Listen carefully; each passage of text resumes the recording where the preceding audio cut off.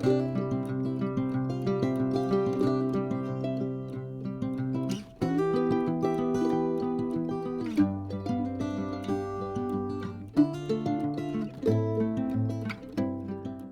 friends, welcome back. How are you all? You all must be busy with Navratras and in the preparation of Diwali. और वैसे भी अभी तो करवा चौथ आने वाला है, तो you all must be thinking कि क्या गिफ्ट लेना है हमें अपने हस्बैंड से. I can give you tips on that also. And चलो फ्रेंड्स, आज हम बात करते हैं अपने नए वीडियो के बारे में, that is for the baby diapers. बहुत सारे न्यू मॉम्स हमारे होते हैं जिनके माइंड में डाउट रहता है कि हम बच्चे को डाइपर पहनाएं या ना पहनाएं, कितना पहना है, कौन सा पहना है, कैसे खरीदें. बहुत सारे ऐसे क्वेश्चंस होते हैं हमारे माइंड में. और स्पेशली जब हम डॉक्टर से पूछते हैं या घर में बड़ों से पूछते हैं तो they all are totally against, they are not in favour of diaper. वो सभी आपको मना करेंगे कि नहीं, डाइपर नहीं पहनाते हैं. स्पेशली घर में जो बड़े बुजुर्ग होते हैं उनका एक पेट डायलॉग होता है, अरे हमने इतने सारे बच्चे पाल दिए, आजकल की लड़कियों से एक एक दो दो नहीं पालते, पहना के पटक देती हैं इसको diaper. So friends, that is true. So friends, मैं आपको एक बात बताना चाहती हूँ कि डाइपर पहनाना गलत नहीं है, लेकिन आप उसको कितना पहनाते हैं, रेगुलर बेसिस पे फ्रिक्वेंटली कितना पहना रहे हैं, कितनी देर पहना रहे हैं, उसका साइज़ सही है कि नहीं है. या फिर the main problem is the diaper rash, जो बहुत ही कॉमन है बच्चों में एंड वो होती है. तो ये सब चीज़ें आपको ध्यान में रखनी है. Otherwise it is no harm. अगर आप उसका साइंटिफिक स्टडी भी देखेंगे तो एज सच कोई उसका ऐसा हार्म नहीं है कि आप उसको डाइपर ना पहनाएं. पहले के ज़माने में और आज के ज़माने में बहुत फ़र्क है फ्रेंड्स. आजकल जो मॉम्स हैं वो सिर्फ घर में बैठ के बच्चा ही नहीं संभालती हैं, वो अपना घर का काम भी करती हैं, बाहर भी देखती हैं. तो इट इज़ नॉट कंफर्टेबल या इट इज़ नॉट पॉसिबल. मैं कहूँगी कि आजकल जो अगर आपको फैसिलिटी मिल रही है तो उसको आप क्यों ना यूज़ करें. तो और लेकिन यूज़ करने का एक सही तरीका उसका होता है. सो उससे रिलेटेड कुछ बातें आज मैं आपके साथ शेयर करना चाहती हूँ. सबसे पहले बात आती है कि डाइपर को हम कितनी देर पहनाएं या कैसे पहनाएं, कैसे और कौन सा पहनाएं. अब बात आती है कि कौन सा डाइपर पहनाएं. सबसे इम्पॉर्टेंट चीज़ जो है कौन सा डाइपर पहनाएं, it is your comfort level. Diaper जो है मार्केट में काफ़ी तरह के अवेलेबल होते हैं आज.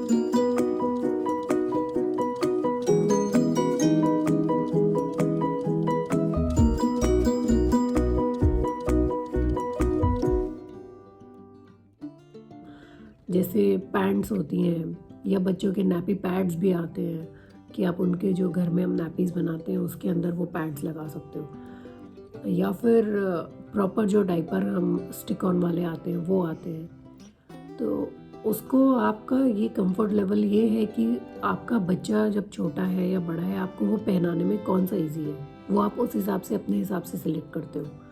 तो इट इज़ नॉट कि अगर मैं बोलूँ कि नहीं नहीं पैंट्स ही खरीदनी चाहिए, लेकिन आपको तो ईजी लग रहा है कि वो स्टिक ऑन वाला डाइपर, तो फिर आप पैंट क्यों खरीदोगे भाई, फिर आप स्टिक ऑन वाला डाइपर ही खरीदोगे ना. तो इट्स अप टू यू कि आपको वो आपके बच्चे को क्या कंफर्ट लग रहा है उसमें, और आपको कौन सा कंफर्टेबल है कि आप बच्चे को इजीली बिना डिस्टर्ब किए, बिना रुलाए उसको पहना सकते हो. सेकेंड थिंग इज़ कि कितना पहना है. जब आप बच्चे को डाइपर पहनाते हो तो इट इज़ नॉट कि आप उसको 24/7 डाइपर पहना के रखो. वो एक चीज़ होती है जो बहुत नुकसान करती है. ऑब्वियसली उसको स्किन रैश शुरू हो जाएंगे, स्किन में इरिटेशन होने लगेगी या स्किन से रिलेटेड कुछ और प्रॉब्लम्स हो जाएंगी. और the main thing is specially in girl child, infection के चांसेस बढ़ जाएंगे.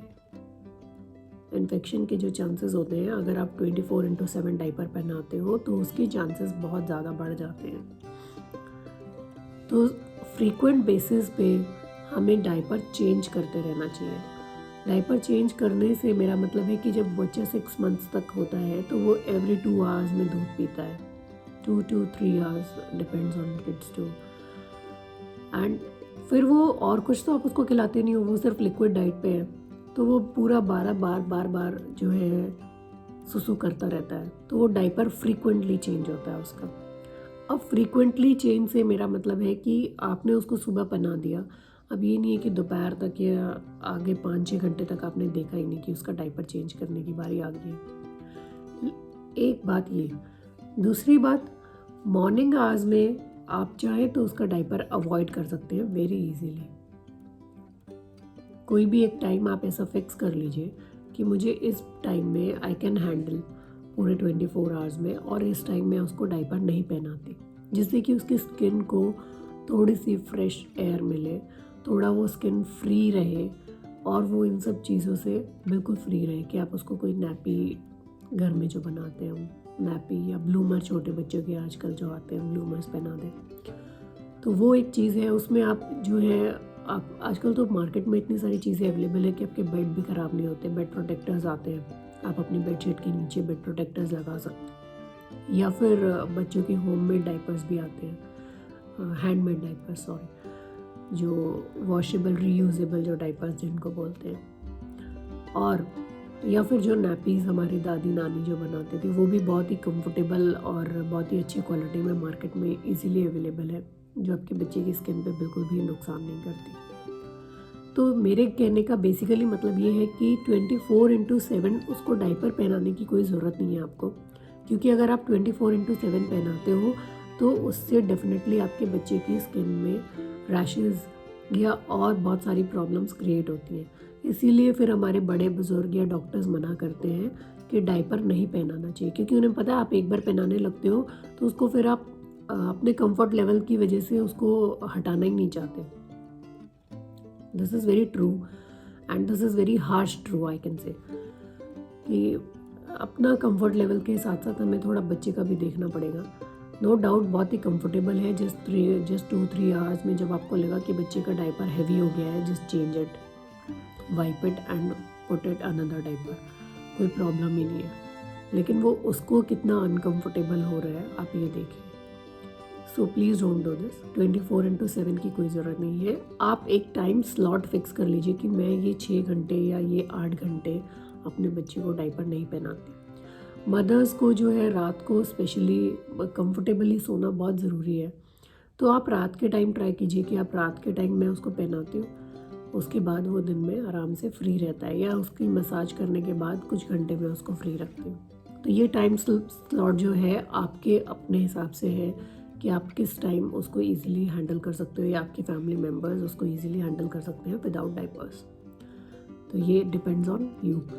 अब बारी आती है जब बोलते हैं कि डायपर पहनाने से बच्चे की बो शेप्ड लेग हो जाती है। बो शेप्ड लेग मीन्स कि दोनों लेग्स के बीच में बच्चे के जो है गैप हो जाता है, उसकी लेग्स की शेप जो है वो एक बो की जैसी हो जाती है, चेंज हो जाती है, डिफरेंट हो जाती है।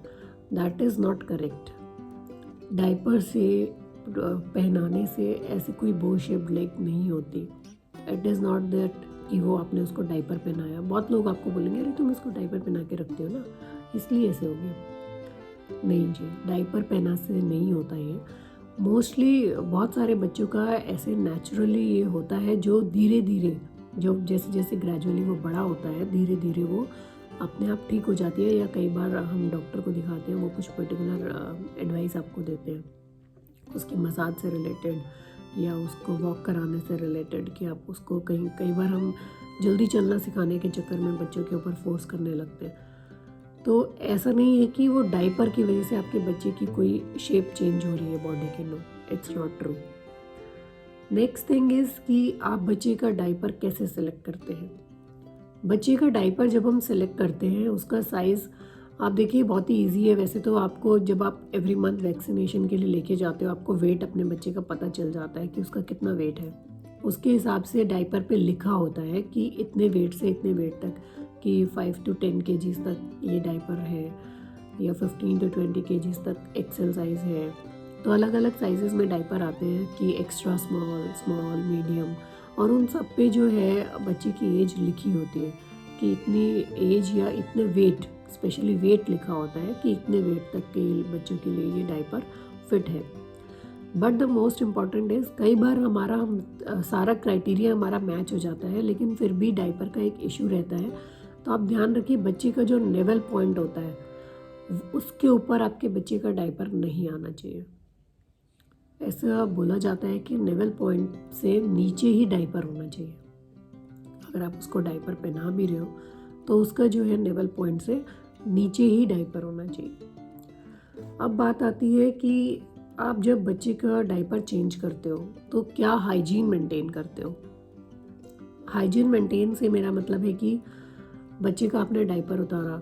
अब कुछ पेरेंट्स प्रेफर करते हैं कि एक बार डायपर उतारने के बाद उसको आधे घंटे 1 घंटे थोड़ा फ्री रहने दें, उसको एकदम से दोबारा दूसरा डायपर ना पहनाएं। एंड कुछ पेरेंट्स उसको साथ के साथ विदिन 2-3 मिनट्स दूसरा डायपर पहना देते हैं।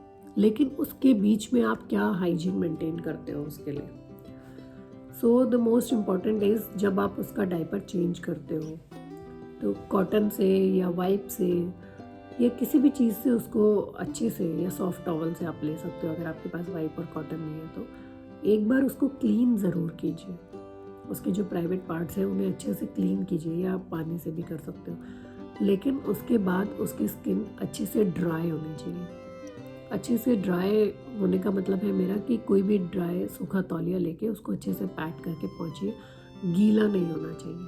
अगर आपने बोला कि आपने बोला था वॉश तो कर दिया, वॉश करके पहना दिया, लेकिन आपने उसकी स्किन को अच्छे से ड्राई नहीं किया तो उससे उसको डायपर रैश हो जाते हैं। डायपर रैश के बहुत बड़े एंड बहुत ही कॉमन रीजंस ये होते हैं कि न्यू मदर्स को ये पता नहीं होता कि जब हम डायपर चेंज करते हैं तो हम उसकी स्किन को एक तो क्लीन नहीं करते बार बार, और दूसरा अगर क्लीन करते भी हैं तो उसको अच्छे से सुखाते नहीं हैं, ड्राई नहीं करते। और तीसरा, बहुत सारी मदर्स को मैंने देखा है कि वो जितनी बार भी डायपर चेंज करती हैं उतनी बार पाउडर लगाती हैं। पाउडर लगाने से स्किन ड्राई नहीं होती कि हमने जिस स्किन को सूखा रखने के लिए पाउडर लगा लिया, जी नहीं, ये गलत है।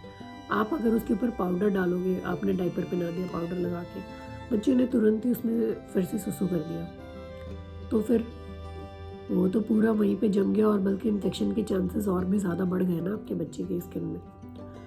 तो इसलिए पाउडर नहीं लगाते हम उसके ऊपर बार बार। इट इज़ जस्ट कि अप्लाई सम कोकोनट ऑयल। आपने वॉश किया, अच्छे से पोंछा, उसको ड्राई किया, and apply some coconut oil कि उससे उसकी स्किन मॉइस्चराइज रहती है। या अगर आप कोई particular diaper rash cream use कर रहे हैं, डायपर रैश क्रीम हमें एडवांस में यूज़ नहीं करनी है। I have seen the parents कि वो डायपर रैश उसको हो नहीं रहे हैं, लेकिन हो ना जाए इस डर से वो पहले ही उसको डायपर रैश क्रीम लगा देते हैं। दो, डायपर रैश क्रीम जो है हम तभी यूज़ करते हैं जब उसको रैशेस हो रहे हैं।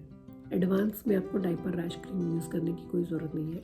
एडवांस में द बेस्ट इज़ कि जब आप उसका डायपर खोलते हैं उसको अच्छे से साफ़ कीजिए, सुखाइए, and apply some coconut oil. उससे उसकी स्किन जो है मॉइस्चराइज रहती है, तो फिर डायपर रैश के चांसेस कम हो जाते हैं। और कोकोनट ऑयल अगर रैश हो भी रहे तो आप भी उसमें भी कोकोनट ऑयल अप्लाई कर सकते हैं। जब आप कोकोनट ऑयल अच्छे से मालिश करते हैं तो कुछ दिन जब उसको रैश हो जाते हैं, जस्ट ट्राई टू अवॉइड, जितना हो सके ट्राई टू अवॉइड कि भाई अब मैं 1-2 दिन उसको डायपर नहीं पहनाऊँगी। तो ये एक मोस्ट इम्पॉर्टेंट थिंग था हाइजीन से रिलेटेड कि ये बहुत ज़रूरी है। सो फ्रेंड्स, अब बात आती है कि आप डायपर चेंज कैसे करें और कैसे उसको डिस्पोज करें।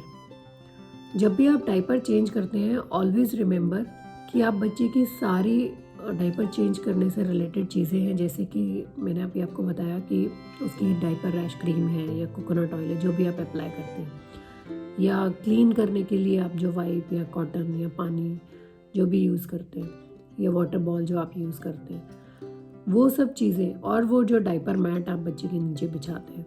कई बार होता है जब आप चेंज कर रहे हैं बच्चे का डायपर, आपने उसके नीचे कुछ नहीं बिछाया, कोई अलग से उसका मैट या कुछ वेट शीट जो आती है बच्चों की आजकल, वो नहीं बिछाई और उसने तुरंत आपकी चादर गीली कर दी। This is very common thing. तो ये सब चीज़ें विद इन योर रीच होनी चाहिए। अगर आप उसको छोड़ के अनअटेंडेड चले जाते हैं तो बच्चा जब पलटना शुरू करता है, आप जब तक टॉवल लेके आते हैं तब तक वो बेड के नीचे पहुंच जाता है। तो don't do this and we should be very careful with them.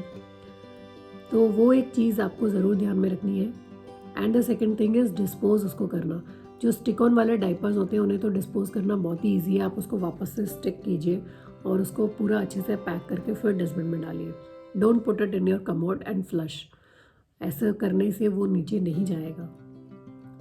ऐसा नहीं है कि आप उसको फ्लश कर दें, वो फ्लश नहीं होगा। एंड सेकेंड थिंग इज़, अगर आप पैंट्स यूज़ कर रहे हैं या नैपी पैड्स यूज़ कर रहे हैं तो उसको भी अच्छे से रोल करके कवर करके फिर फेंकिएगा। एंड बिकॉज़ ये हमारे एनवायरनमेंट के लिए भी सेफ्टी का हमें ध्यान रखना बहुत ज़रूरी है, सेफ्टी का, क्लीनलीनेस का। बिकॉज़ जब आप जाते हैं बहुत सारी जगह पे आप देखते होंगे ना, डॉग्स भी डायपर्स उठा के ले जाते हैं, फिर वो कितना गंदा मचता है, आप पता ही है आपको।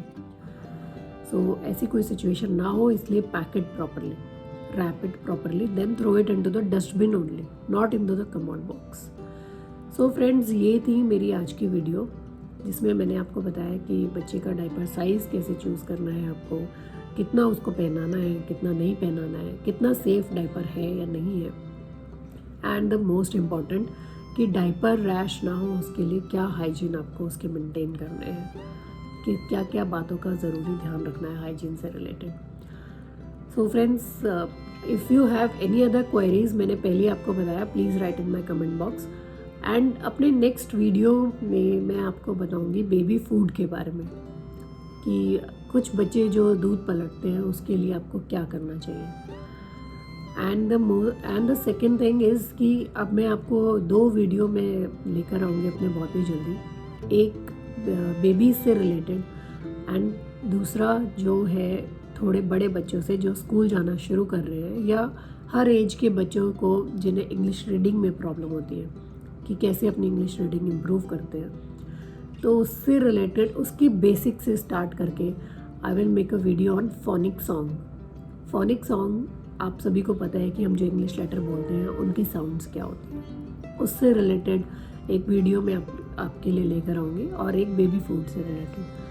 So please write in my comment box कि उससे रिलेटेड अगर आपके कोई और क्वेश्चंस हो जो आप एडवांस में मुझे बता दें, so that I can cover it in my video. So thank you friends, have a nice day. Till then, keep watching and please like, share and subscribe my channel. Thank you.